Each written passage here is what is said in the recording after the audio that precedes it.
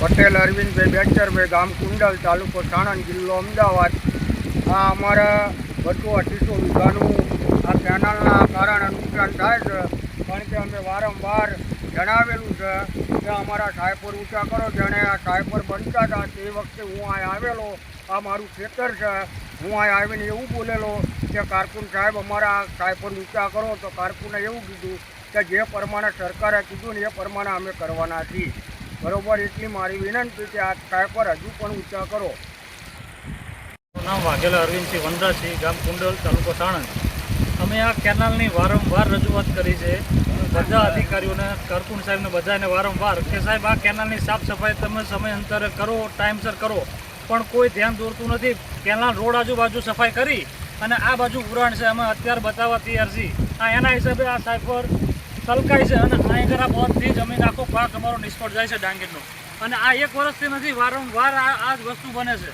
તો અમે વારંવાર એમને ધ્યાન દોરવા છતાં કોઈ માર્ગદર્શન અમને મળતું નથી કે ભાઈ તમે આ તાત્યા કરો. અમારે બધા ખેડૂતોએ કીધું કે તમે સાહેબ ઉનાળામાં આ સાફ સફાઈ કરાવી નાખો, પણ એ કોઈ સાંભળતું જ નથી. અમે વારંવાર રજૂઆત કરી, મૌખિક રજૂઆત કરી છે અને હવે લેખિત કરવાના છીએ. અને આ ના થાય તો અમે સાણંદ આવી અને અહીંયા આગળ આવીને આવેદનપત્ર પણ આપવાના છીએ.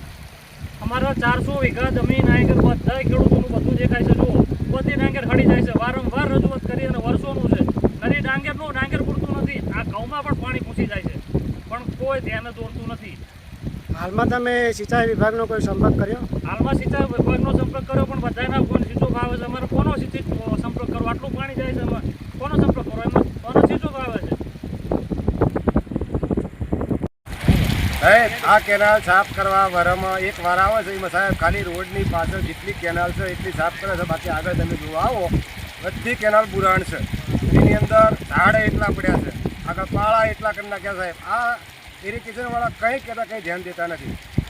200 વાર રજૂઆત કરી, કમસે કમ 200 વાર રજૂઆત કરી કુંડલમાં. કોઈ સાહેબ કોઈ આવતું નથી.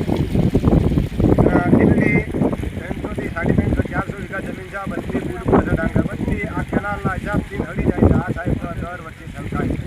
આ ઘઉંની સિઝન હોય તો સાહેબ આજે પાણી પૂછી જાય છે. તો આ સાહેબ કોઈ ધ્યાન દેતા નથી. એને ફોન કરીને ફોન સીધવામાં આવે છે. અત્યારે હાલ તમે અહીં જોવા આવો, અમારી કેનાલ બધી ખોટી છલકાય છે. કોઈ પણ ખેડૂતને સહાય મળવા આ રાજી નથી આવતી. અમારા જે કારકુન છે એ કારકુન તો લવ ખવ વાળો જ માણસ છે. હું ખુદને જાહેરમાં કહું છું, લવ ખવ વાળા જ એ માણસો છે કે અમારી કેનાલ ખાલી રોડ પાસે છે, હાઈવે પાસે એટલી સાફ કરી બે બાજુ જતા રહે. કહેતા હોય તો કેનાલો ટુકડો દેખાડો હાલ નહીં. આ ટુકડા ઉપર કેનાલ જેટલી ભરી છે, એટલી ભરી છે તો એ ટુકડો પાણી આગળ જતું નથી. બધા ખેડૂતને પરેશાની આ રહી જ છે, કોઈ બી આવતા નથી.